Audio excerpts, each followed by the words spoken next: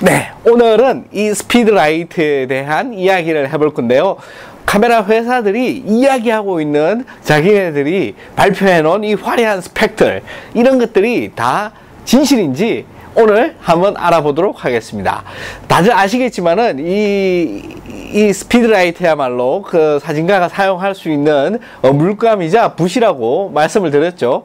그러면은 우리가 이 물감이랑 붓에 대해서 진실을 정확하게 알아야 될 필요가 있는 겁니다. 그래서 오늘은 여기에 대해서 조금 지겹지만은 한번 찬찬히 살펴보도록 하겠습니다.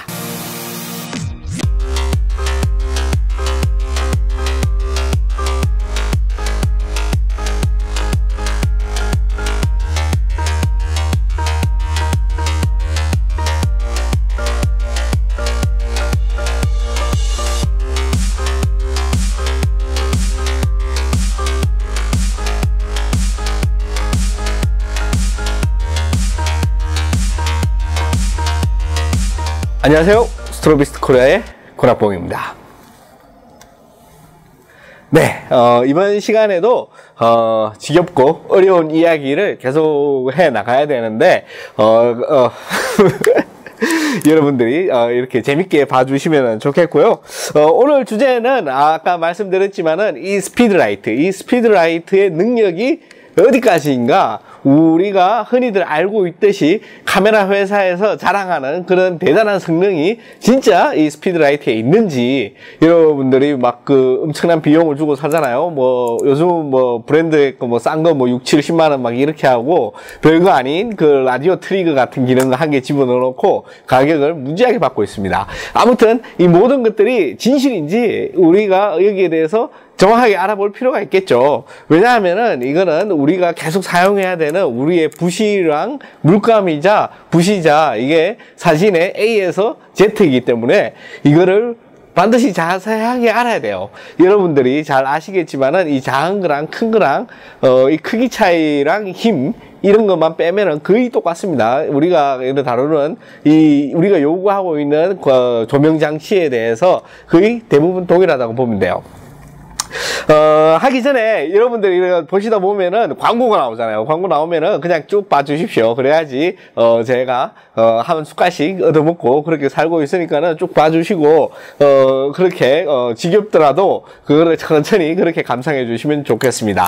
그러면은 바로 본론으로 들어가 보도록 하겠습니다.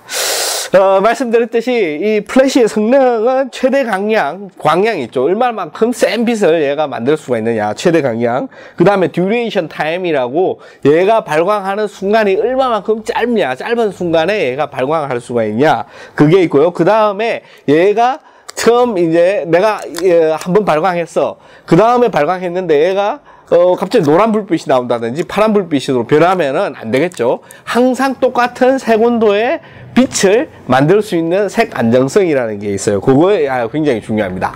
그 다음에 내가 이번에 4분의 1로 발광을 했어요. 그 다음에 다시 또 찍었는데 4분의 1로 세팅했지만은 얘가 4분의 1에 정확하지 않아. 그러면은 처음에 찍었던 사진하고 그 다음에 찍었던 사진하고 당연히 달라지겠죠. 그렇게 되면은 이 성능이 안 좋은 거예요. 얘는 항상 지정한 광량을 정확하게 발광할 수 있는 그런 성능을 요구합니다. 이렇게 해서 총 4가지의 성능을 오늘 차근차근히 한번 알아보도록 하겠습니다. 벌써부터 지겨우시다고요? 사실 알고 보면은 굉장히 재밌습니다. 여러분, 우리가 굉장히 쏟고 살았어요. 이게 진실이 아닌 겁니다. 여러분들이 알고 있는 게. 자, 그러면은 이제 처음에 최대 광량부터 알아보도록 하겠습니다. 최대 광량이라는 거는 말씀드렸듯이 이 플래시라이트에서 여러분들 다 아시겠지만 이거 풀발광으로 세팅을 해가지고 이렇게 발광을 했어요. 풀발광을 했을 경우에 얼마만큼의 센 빛이 나오느냐를 측정을 한 게 최대 광량이겠죠.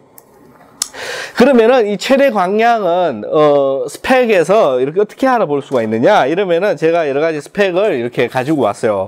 스펙을 가지고 와가지고 이제 제일 뭐 대표적인 게 우리 캐논에서 발표한 스펙은 어떻게 발표했냐면은 가이드 넘버 가이드 넘버 약 60으로 발표를 했습니다. 60으로. 이 스펙에서 나온 거 그대로 다운받은 거예요. 그 다음에 저기 소니에서 이렇게 보면은 최대 가이드 넘버 이래가지고 60으로 이렇게 설정을 했습니다. 그 다음에 니콘은 보면은 가이드 넘버가 34.5예요. 34.5. 이렇게 가이드 넘버, 줌 헤드 위치 뭐 이런 식으로 해가지고 요거를 발표를 했습니다. 자, 그럼 이게 진실이냐? 이러면은 우리가 이게 진실인지 아닌지 확인을 해봐야 되잖아요. 그 확인을 해보기 이전에 가이드 넘버를 이 사람들이 쭉 이야기를 하고 있어, 모든 회사에서. 그럼 가이드 넘버는 뭐냐? 이러면은 굉장히 어렵게 생각을 하는 분들이 많지만은 내가 카메라가 있어요. 여기서 풀 발광을 세팅을 해놓고 어차피 셔터 스피드는 이건 나중에 다 이론 알려드리겠지만은 셔터 스피드는 무용지물입니다. 그 상태에서 셔터 스피드 보통 동조 속도로 설정을 해요. 그냥 편리하게. 그게 왜 무용지물인지 나중에 또 자세하게 설명을 드리겠지만은 아무튼 이렇게 해가지고 깜깜한 밤에 피사체를 적당한 거리에 세웁니다. 근데 중요한 거는 측정해야 될 게 뭐냐 이러면은 내 카메라와 이 조명이 같은 라인에 위에 이렇게 꼽아가지고 이렇게 사용을 했다고 저희 카메라고 이게 조명이에요. 조명을 위에 이렇게 꼽아서 했다 그러면은 이 발광면이 조금 앞에 있긴 하지만은 거의 이 센스 위치와 동일한 상태라고 봐요. 이 상태에서 이제 최대 발광으로 촬영을 합니다. 촬영을 어떻게 하느냐 이러면은 F 값을 가장 개방한 상태에서부터 시작을 해가지고 동일한 피사체를 계속 찍어요. 그냥 한 스텝씩 올려서 찍으면 됩니다. F 값을 뭐 2.8에 시작하면은 그 다음에 F4, 그 다음에 5.6 뭐 이런 식으로 한 스텝씩 쭉 올라가가지고 저 카메라 렌즈에 그 최대 조류계까지 다 쪼아서 찍어요. 그러면은 이 피사체가 봤을 때 다른 거 다 치우고 일정 거리에 떨어져 있는 이만큼 거리, 이게 카메라고 이게 피사체다. 거리를 얼마나 떨어져 있는지 이 거리를 미터로 측정을 합니다.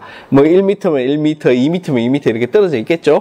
그 다음에 찍은 사진이 쭉 있을 거예요. 이렇게 쭉 있을 건데 이 사진에서 가장 노출이 맞다고 생각하는 그 사진의 조리개 값, F 값이 있죠. 만약에 F 값이 5.6이에요. 거리가 2m야. 그러면은 5.6 곱하기 2 거리, 그러니까 F값 곱하기 거리 이렇게 하면은 나옵니다. 그러면은 5.6이면은 얼마예요? 그 5.6의 2배면은 11.2잖아요. 그 가이드 넘버는 11.2가 되는 겁니다. 네, 여러분들은 다들 이렇게 해서 자기의 그 장비의 가이드 넘버를 측정을 하면 되고, 또 솔직히 뭐 굉장히 쉬운 방법이 있어요. 이런 입사식 노출계죠. 굉장히 골동품이에요. 요즘 디지털로 오면서 이거를 이제 거의 쓸모가 없는데, 지금 들고 있는 제품은 이게 캔코 거예요. 캔코. 이거 옛날에, 없이 계속 촬영하다가 이번에 책을 쓰면서, 이게 객관적인 측정한 데이터가 필요해가지고 하나 구입했는데, 이게 옛날 미놀타 거죠? 미놀타가 망해가지고, 이게 막 자기가 가지고 있는 그게 완전 분해가 됐어요. 뭐, 한때 삼성에도 갔다, 지금 소니 카메라의 전신인 이 미놀타 카메라에서 나온 건데, 이게 노출계는 캔코에 팔렸어. 그래가지고 지금 캔코 브랜드로 나오는데, 이 노출계를 가지고 측정을 하면 돼요.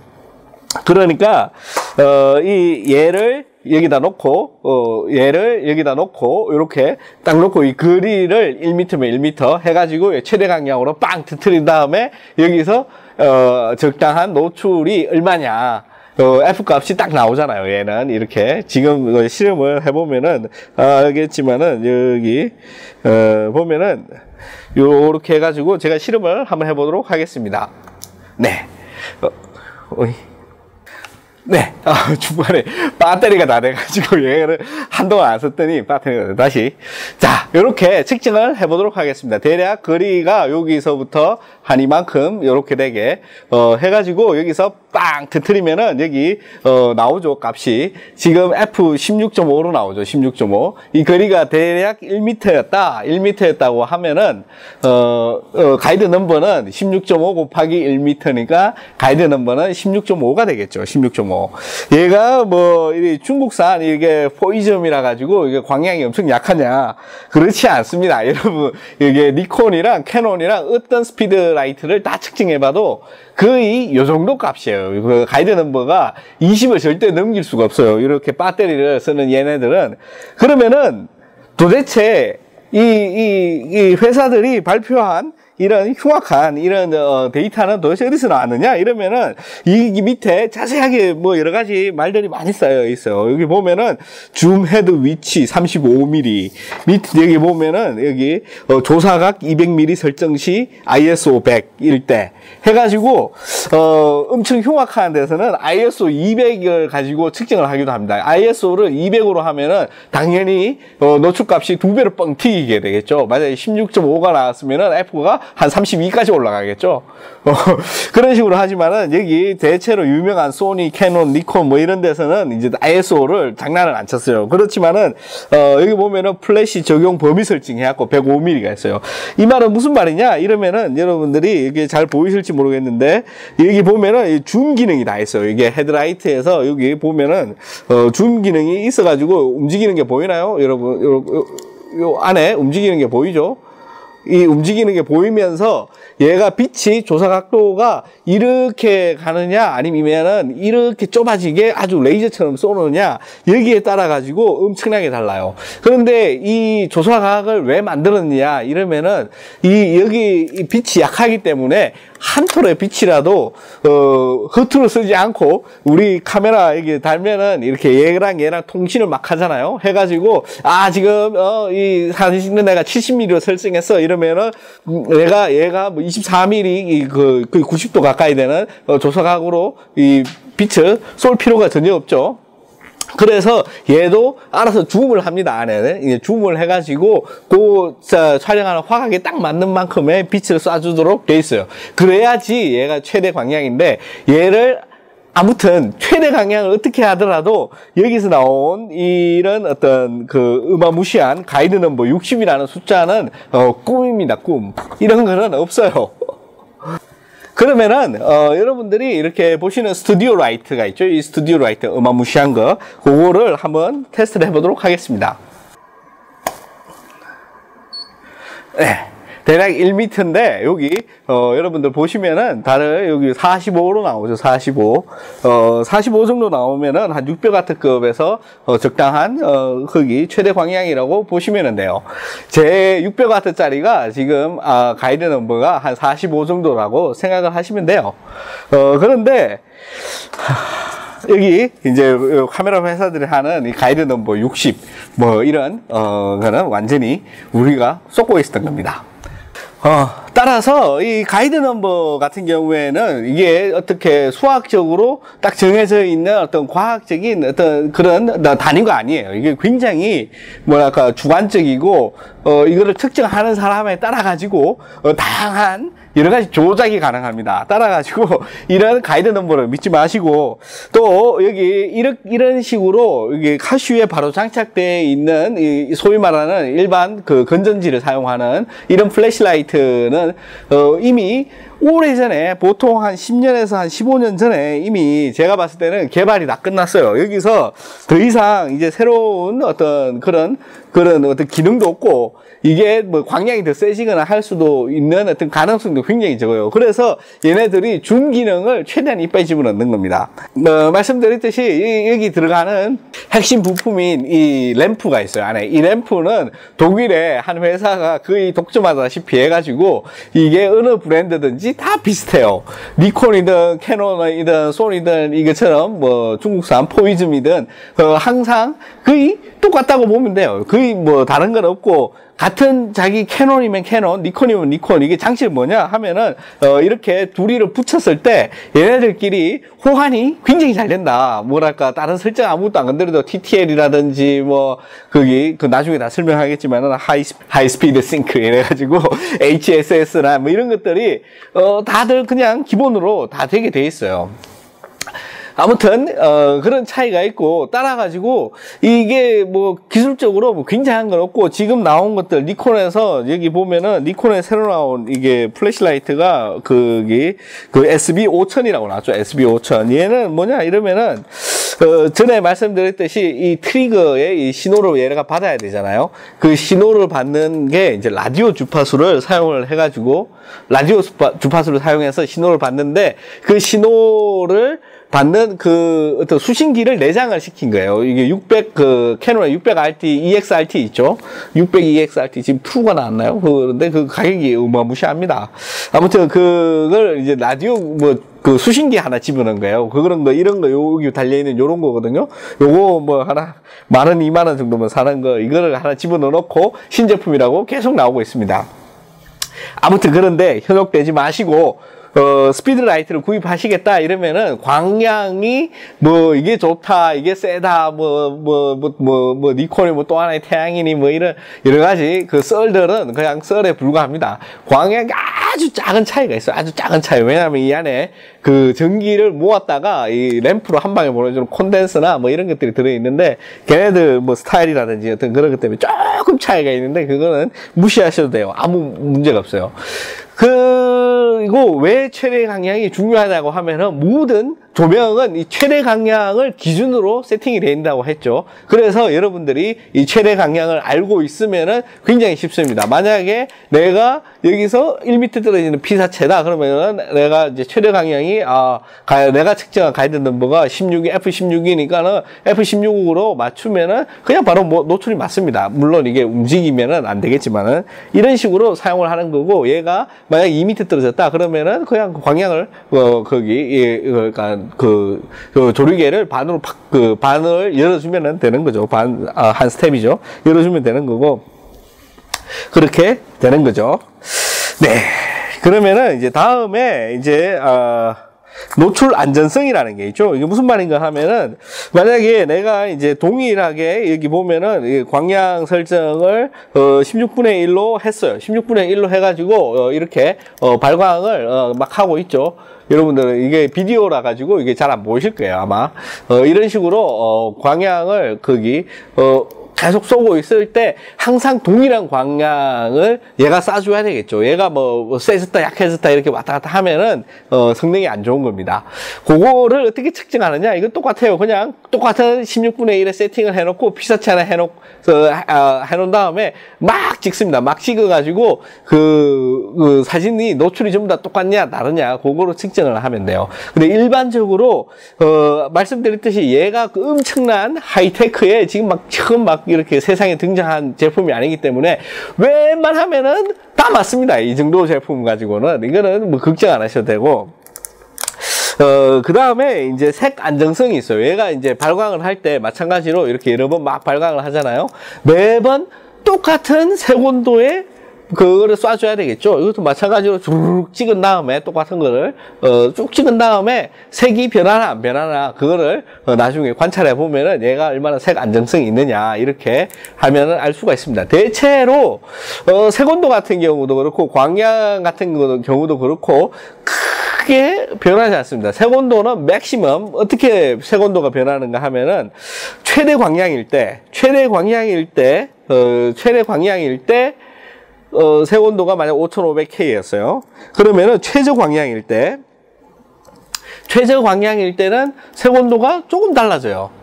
그거는 어느 조명이든지 이게 다 비슷합니다. 그 어느 정도 색온도가 달라져요. 그게 만약에 켈빈 값으로 친다면은 한 플러스 마이너스 한 200 정도 안으로 들어오면은 굉장히 우수한 제품이다. 아까 보셨던 스튜디오 라이트 같은 경우도 보통 200 정도 플러스 마이너스 200 안쪽으로 다 들어옵니다. 그런 상태에서 이 색온도가 변하는 거는 어느 정도 이해할 수밖에 없다. 기술의 한계다. 그렇지만은 똑같은 광량이 계속 발광했을 때 색온도가 와리가리 이렇게 하는 거는 굉장히 흉악한 제품이다. 얘는 버려야지 된다. 하지만은 말씀드렸듯이 이게 어려운 게 아니라서 거의 99% 지금 시중에 나와 있는 거의 대부분의 조명은 이 조건을 모두 통과합니다. 네. 그리고 마지막으로 이제 알아볼 게 이제 듀레이션 타임이라는 게 있죠. 듀레이션 타임. 이게 듀레이션이 무슨 말인가 하면은 지속되고 있는 어떤 그런 그 시간을 말하는 거죠. 지속되는 거를 이제 이야기하는 거예요. 듀레이션. 여러분들이 이렇게 이 플래시라이트를 보시면은 아시겠지만은 이 플래시라이트가 굉장히 빨라요.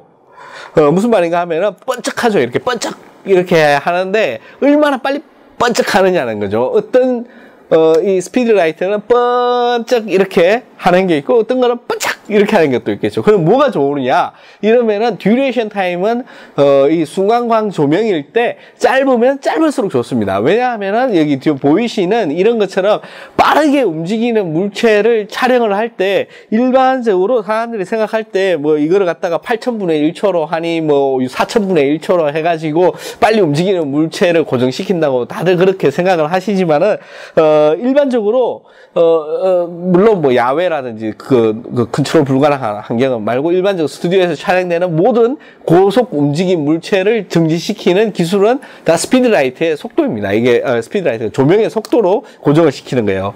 이 스튜디오가 만약에 아주 깜깜하다면은 셔터를 1분 동안 열어놔도 아무것도 노출 안 되는 완전히 깜깜한 사진이 되겠죠. 거기서 스피드라이트 조명을 켜주면은 얘가 한번 번쩍하는 거에 있어서 모든 노출이 다 일어납니다. 그렇기 때문에 아까 말씀드렸듯이 셔터 스피드가 크게 의미가 없고, 그 첫 번째 이유고, 두 번째로 우리가 가지고 있는 대부분의 카메라, 이런 식으로 생겼던 저런 식으로 생겼던 대부분의 카메라는 여기 안에 거기 포컬 플레이 셔터라는 게 들어가 있어요. 그거는 이 셔터를 센서를 막고 있다가 빛이 촬영하는 순간 열어가지고 그거를 노출을 시키는 방식인데, 이 포컬 플레인 셔터는 굉장히 특이한 방식으로 움직입니다. 이게 선막과 후막이라는 게 있는데 이렇게 움직여가지고 나중에 자세히 설명해 드릴게요. 이것도 여러분들이 이 포컬 플레인 셔터에 대해서 완벽하게 이해를 하고 있어야지 이 조명을 가지고 사진을 찍을 때 잘 할 수가 있습니다. 하지만 대충 설명을 드린다면은 얘가 셔터가 노출을 맞추기 위해서 얘가 그 표현을 한 거지, 표현을 8,000분의 1초로 표현을 한 거지, 실제로 얘가 열렸다 닫히는 이 순간이 8,000분의 1초 만에 얘가 열렸다 닫히는 게 아니라는 거예요. 이게 다 거짓말입니다. 노출 값이 8,000분의 1초라는 거지, 실제로 셔터가 완전히 탁 열렸다가 닫히는 이 순간이 8,000분의 1초 만에 이루어지는 게 아니라는 거예요. 여러분들이 물론 다 아시고 계시는 분들 많으실 거예요. 자, 그러면은 이 최대로 열렸다가 닫히는 속도가 뭐냐 이러면은, 여러분들 이 카메라를 사면은 최대 싱크 속도라는 게 있어요. 그 싱크 속도가 바로 이 카메라가 셔터가 최대한 열렸다가 닫힐 수 있는 최대 속도예요. 이거보다 더 빨리 셔터가 움직이지 않아요. 다들 알고 계시죠? 그렇기 때문에 고속으로 움직이는 물체를 셔터 스피드로 끊어버리면은 얘가 사진에서도 고속으로 움직이고 있어요. 이게 물론 이거를 가지고 이제 그 전문 용어로 그 롤링 셔터라든지 뭐 여러 가지가 있어요. 그런 자국이 나와가지고 여러분들이 원하는 이게 얼음처럼 막 튀기는 물이 빡 얼려져 있는 이런 거를 셔터 스피드로 촬영이 거의 불가능합니다. 그래서 대부분의 고속으로 움직이는 물체는 조명을 잽싸게 반짝 이렇게 해가지고 촬영을 하는 거죠. 자, 그러면은 이런 듀레이션 타임은 여러분들 어떻게 알 수가 있느냐 이러면은 선풍기라든지 요즘 이제 거기 더워져 가지고 선풍기 다 쓰고 있겠죠. 여기는 1년 내내 써야 되지만 아무튼 그 선풍기 날개를 가지고 이 조명을 깜깜한 데서 이 조명을 이용을 해 가지고 빵 이렇게 터트려서 그 선풍기 날개를 촬영해 보면은 이 선풍기가 굉장히 빨리 회전하고 있기 때문에 얘가 아무리 잽싸도 이 날개가 움직이는 게 보입니다. 이게 굉장히 뭐랄까 일정한 비율로 움직여요. 어떻게 움직이는가 하면은 최대 발광일 때 얘가 번쩍 이렇게 하고 최소 발광일 때 번쩍 이렇게 움직이는 거죠. 그래서 선풍기 날개가 흐려지는 게 최대 발광일 때 많이 흐려지고, 지금 예제 거기 그림 나오고 있죠. 그 최소 발광일 때는 조금 움직이는 그런 게 되는 겁니다. 자, 그러면은 여기에 또 여러분들이 이 듀레이션 타임을 스펙으로 표시를 해 두겠죠. 그래서 각 회사들은 어떻게 또 표시를 하고 있는지 한번 살펴보도록 하겠습니다. 여기 보시면은 거기 이제 제일 처음에 이제 니콘부터 보면은 어떻게 해놨는가 하면은 플래시 사용 시간으로 표시해놨어요. 이거 용어 문제가 커요. 플래시 지속 시간이죠. 발광 지속 시간으로 이거 바꿔야 돼요. 발광량이 적어지면은 속도가 올라가는 거는 다 알고 있으니까는 얘의 기본적인 성능이 뭐냐 이런 풀 발광만 이제 체크해 보면 됩니다. 그러면은 980분의 1초로 돼 있어요. 980분의 1초. 엄청 빠르죠. 굉장한 속도입니다. 그 다음에 여기 캐논 같은 경우에 이제 602XRT2 캐논 같은 경우에 890분의 1초. 이것도 거의 니콘이랑 거의 동급으로 어마무시하게 빠른 겁니다. 풀발광일 때 이렇게 되는 거고, 그 다음에 소니는 다르게 표시를 했어요. 여기 잠깐만, 캐논이 뭐 이걸 어떻게 플래시 지속 시간. 얘는 캐논은 이거 제대로 스펙에 뭐 말을 썼네요. 이거 이해하기 쉽게. 자, 그 다음에 소니는 이제 뭐라고 써야되는가 하면은 플래시 지속 시간. 이것도 말이 괜찮아요. 플래시 지속 시간인데, 이런 플래시는 이거를 말하기 때문에 발광으로 써주는 게 좋을 것 같습니다. 아무튼 얘는 어떻게 표시했는가? 4.5ms으로 했어요. 밀리세컨은 1ms이 1000분의 1초잖아요. 그래가지고 1000분의 1초니까는 4.5ms이면은 1000분의 4.5초입니다. 굉장히 어렵죠. 이거를 환산을 해가지고 우리가 알고 있는 셔터 스피드로 보자면은 250분의 1초 정도 돼요. 250분의 1초. 그러면은 여러분이 생각할 겁니다. 와, 소니는 뭐 듀레이션 타임 길어가지고 못 쓰겠네. 막 그렇게 생각을 할 수도 있지만은 여기에 또 함정이 숨어 있습니다. 여기에서 플래시 지속 시간이라는 말이 도대체 어떻게 얘네들이 측정했는지 아무런 설명이 안 돼 있어요. 그래서 얘네들 마음대로, 엿장수 마음대로 막 쓸 수 있습니다. 이 말로. 아까 말했듯이 이게 정확한 과학적인 수치나 뭐 이런 게 아니고 얘네들 회사 내부적으로 자기네들 그냥 결정한 거예요. 우리 플래시 지속 시간은 이 측정 타임을 이걸로 하겠다. 네, 그러면은 여기에 대해서 한번 또 알아보도록 하겠습니다. 플래시 지속 시간이라는 거는 플래시가 발광하기 전에는 빛이 0이겠죠. 이게 발광 이게 시간이 이렇게 쭉 간다고 생각을 해봐요. 시간이 쭉 여기 뒤에 그래프 나오죠.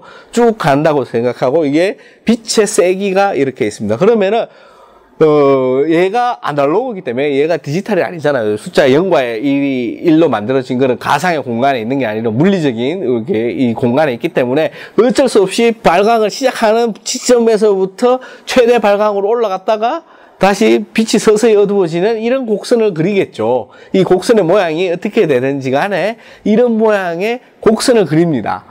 그러면은 발광 지속 시간이 조금이라도 빛이 나오기 시작한 시간부터 측정을 해가지고 완전히 빛이 사라질 때까지의 시간을 여러분들은 다 생각을 할 거예요. 이게 바로 듀레이션 타임이고, 여기 니콘이나 캐논에서 이런 말했던 어마무시한 890분의 1초라든지 막 980분의 1초라든지 이런 어마무시한 속도를 자랑한다고 생각을 하시겠지만 아닙니다. 이 속도를 측정하는 방법은 여러 가지가 있어요. 여러 가지가 있는데 이 듀레이션 타임을 표기할 때는 주로 T.1, T.5 이런 식으로 써요.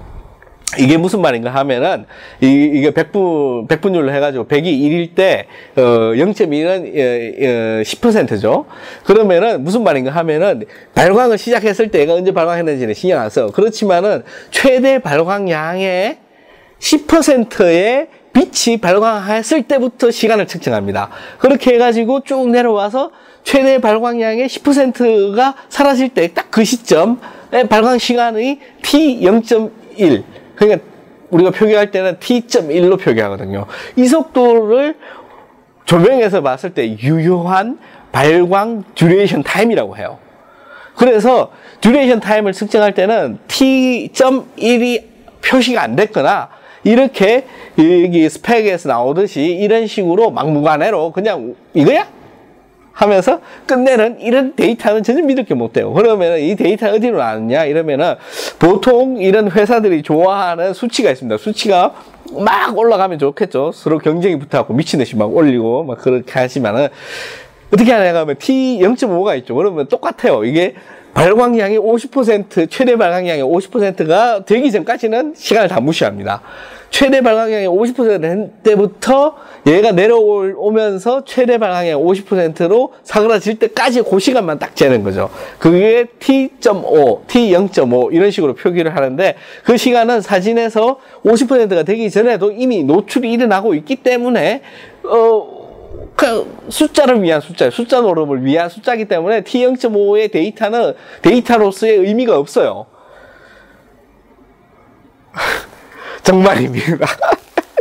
그러면은 자, 봅시다. 이거를, 듀레이션 타임을 정확히 어떻게 측정을 하느냐. 그럼 여러분들 다들, 중학교 때 수학을 다 배웠죠? 중학교 수학 정도만 알고 있으면 됩니다. 선풍기 날개로 했을 때 이 선풍기 날개 끝이 회전하는 속도를 여러분이 알고 있다면은 여기서부터 여기까지 몇 센치 이동하는지 사진을 찍어가지고 측정이 가능하겠죠. 그 측정 가능한 이동 거리를 보면은 이 듀레이션 발광 시간이 정확하게 나올 겁니다. 여기 보시는 것처럼 이런 식으로 계산을 하면 되는데 우리는 이 선풍기 날개가 정확히 얼마만큼의 속도로 회전하는지 몰라요. 정확하게 회전을 하고 있는 우리가 회전하는 물체를 RPM으로 주로 표현을 하죠. 분당 회전수로 이렇게 하는데 RPM만 알고 있어도 여기서 이 회전하는 이 끝에 이 끝에 거리를 이게 파이 값으로 다 알죠. 알기 때문에 여기서 이만큼 이동했다면은 거리를 다 알지만은 그런 것들을 일반 가정이라든지 이런 걸 일부러 뭐 특수한 장비를 구입하지 않는 이상 안 돼. 안 돼가지고 얘를 가지고 절대적인 평가가 거의 불가능해요. 일반인들은. 그리고 일부 이런 노출계에서 T0.5, T.5의 듀레이션 타임을 측정할 수 있는 그런 옵션을 제공하는 게 몇 개 있어요. 몇 개. 하지만은 거의 대부분 노출계는 없고 옛날에 나온 브론컬러에 나온 아주 골동품 같은 노출계가 있는데 사실 노출계는 아니고 색온도계인데 색도계죠. 색온도계인데 거기에 이런 달려있던 T0.1의 이제 측정이 있긴 있었어요. 그래서 이번에 제가 이제 책을 이제 쓰면서 이거는 정확하게 객관적인 측정이 필요하다 이래가지고 엄청나게 검색을 하다가 안 돼가지고 저희 웹사이트에 이제 스트로비스트 코리아에 올렸어요. 이런 거 찾는데 혹시 어떻게 뭐 아는 사람 있냐 이러니까는 우리 회원님 한 분께서 가르쳐줘가지고 드디어 제가 구입을 할 수가 있었습니다. 그 대단한 장비가 뭐냐 이러면은 바로 이겁니다. 이게 아주 무식하게 네모 반듯하게 생겼고 여기 누르면 이게 스위치예요. 스위치를 누르면은 이제 얘가 이제 켜집니다. 이렇게. 여러분 켜지는 거 보이죠? 켜지는데 이게 브라질에서 있는 회사에서 유일하게 만드는 일반 컨슈머용으로 나온 듀레이션 측정 장치예요. 이거 구하기 진짜 힘들었어요. 이거 실제로 물건 어디서 만드느냐? 이런 회사는 브라질인데 물건은 독일에서 만들어.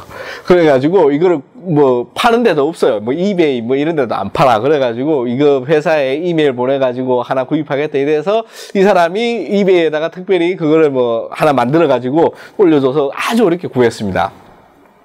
그래서 측정을 해본 결과 아주 성능이 좋아요. 얘는 이제 두 개 다 보여준다. T0.1, T0.5 두 가지를 보여주면서 실제로 발광량이 어떻게 시작해서 어떻게 끝났는지 그래프까지 모두 보여줍니다. 이런 식으로 말이죠.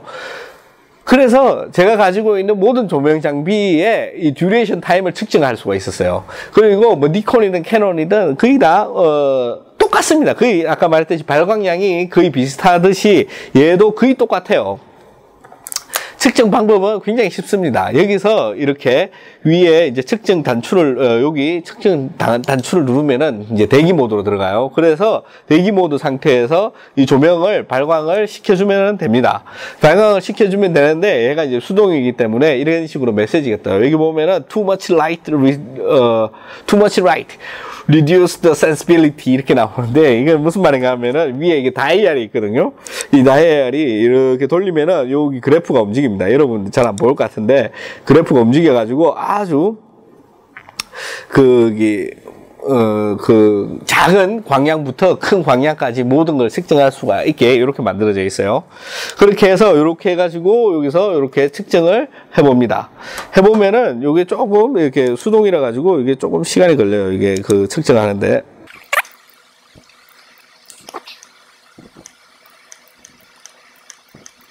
네, 이 거리에 따라 가지고 광량이 미세하게 변하기 때문에 아무튼 이런 식으로 이렇게 결과값이 이렇게 그래프와 함께 나옵니다. 그래프와 함께 나오는 거 보면은 T0.1이 380분의 1초 정도 된다.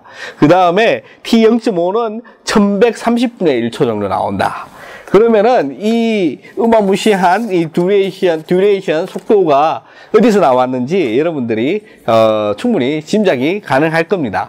물론 제가 지금 뭐 SB5000이라든지 이걸 가지고 직접 측정을 안 한 거기 때문에 이게 거짓말이다 이렇게 단정할 수 없지만은 저는 99.9% 거짓말이라는 것에 한 표 던지는 그런 마음입니다. 네, 이렇게 이제 듀레이션 타임도 이제 알아봤어요. 이제 듀레이션 타임이 이렇게 되는구나. 이게 이렇구나. 이러면은 저기 있는 이제 큰 조명 같은 경우에 이제 대형 조명 이런 같은 경우에는 조금 특성이 달라요. 배터리를 쓰는 조명 같은 경우에는 주로 광량이 줄어들면서 듀레이션 타임은 점점 빨라지는 그래프로 그리지만은 저는 모노라이트 같은 경우에는 반대로 광량이 줄어들면서 듀레이션 타임이 늘어나는 이런 그래프를 보여줍니다. 그리고 또 이게 회사마다 특징이 다 틀려요. 그래서 여러분들이 필요할 때 적당한 그런 조명을 사용을 해가지고 촬영을 하면 됩니다. 만약 굉장히 고속으로 움직이는 이런 물체를 촬영하고 싶은데 이 스피드라이트를 이용하겠다 이러면은 이 스피드라이트의 광량을 낮춰가지고 거기에 노출을 맞춰서 촬영을 하면은 굉장히 빠를 거고요. 혹시 뭐 제 같은 경우에 이걸로 측정을 해보면은 큰 저기 라이트 같은 경우에는 보통 한 400에서 한 600 사이로 대부분 다 그 정도로 왔다 갔다 합니다. 이 정도면은 충분히 뭐 일반적인 어떤 촬영을 하는데 전혀 문제가 없어요. 사람을 촬영한다든지 뭐 사람 정도 움직이는 거는 전혀 문제가 없고, 촬영할 때 이제 굉장히 고속으로 움직이는 그런 물체들 같은 경우에는 다른 고속으로 촬영할 수 있는 그 배터리 팩형 그런 조명 장비를 사용하면 되고, 그럼에도 불구하고 이 스피드라이트의 듀레이션 타임은 가장 빠른 편에 속합니다. 이것보다 더 빠른 듀레이션 타임을 가진 조명 장비는 없다고 보시면 돼요. 하지만은 여기 뭐 다른 어떤 이 배터리형 조명 장비 중에서 듀레이션 타임이 상당히 빠른 것도 많아요. 대광량 이렇게 크다란 거, 그런 것들도 듀레이션 타임이 상당히 빠른 것도 있습니다. 그거는 이제 필요에 따라서 여러분들이 구입해가지고 촬영을 하시면 되고, 오늘 다들 보셨겠지만은 이렇게 카메라 회사들이 무지막지하게 여러 가지 뭐 숫자로 조작을 해서 진실이 찾을 수가 없었어요. 하지만 이제 여러분들이 아시겠지만은 이 스피드라이트가 여러분들이 생각하는 것보다 하이테크가 아니다. 이렇게 객관적으로 측정해 보면은 거의 대부분 대동소이하게 똑같다. 그러면은 큰 차이는 뭐가 있느냐? 이러면 무지하게 싼 게 있어요. 무지하게 싼 거. 이거 중국산 중에서도 그런 거는 자동 기능이 빠졌어요. 수동만 되는 그런 스피드라이트가 많습니다. 그 말은 자동 이제 TTL 노출 기능이라든지 그 하이 스피드 싱크 그 기능이 빠진 그런 어떤 조명이 많다는 거죠. 그렇지만 우리가 이렇게 창조적인 어떤 사진을 촬영할 때 그런 자동 기능을 많이 쓰느냐 이러면은 거의 사용하잖아요. 거의 대부분 99% 정도는 수동 기능으로 다 촬영을 하기 때문에 그거라도 크게 상관이 없습니다. 여러분들이 뭐 조명이 더 필요하다 이러면은 뭐 여러분 깔맞춤으로 뭐 니콘이면 니콘, 소니, 뭐 캐논 뭐 이런 식으로 다들 그 6, 70만 원짜리 아주 최고 비싼 그런 플래시를 하나 다 구입했는데, 그거를 여러 개를 구입하면은 돈이 많이 드니까 그냥 싼 거 그냥 수동만 되는 것도 아무 상관없어요. 스트로비스 촬영을 하는데 돈이 너무 많이 든다 뭐 이런 식으로 말씀 안 하셔도 충분히 가능합니다. 자, 그러면은 이렇게 오늘 우리가 이 스피드라이트에 대한 모든 기능을 한번 알아봤습니다. 그러면은 다음 시간에는 이제 제가 말씀드렸듯이 이 수동으로 우리가 노출을 맞춰야 되는데, 이 수동으로 노출을 맞추는 방법에 대해서 한번 테스트를 해보도록 하겠습니다. 그럼 이렇게 지겨운 강의 들어주셔서 고맙고요. 항상 광고 많이 시청해 주시고 좋아요, 구독 이렇게 눌러주시는 모든 분들께 진심으로 감사드립니다. 그리고 이 영상을 보시면서 궁금한 점이나 나는 너무 못 참겠다, 빨리 배워야 되겠다 이러시는 분들은 스트로비스트 코리아의 그 웹사이트로 오셔가지고 사진 조명 강좌라는 게 있어요. 그거를 보시면은 제가 하는 말들에 대한 모든 것들이 잘 정리가 되어 있는 엄청난 강좌가 이미 있습니다. 그거 와가지고 빨리 급하신 분들은 그걸 보시면은 될 것 같아요. 네, 그러면은 이렇게 시청해주신 모든 분들께 진심으로 감사드립니다. 고맙습니다.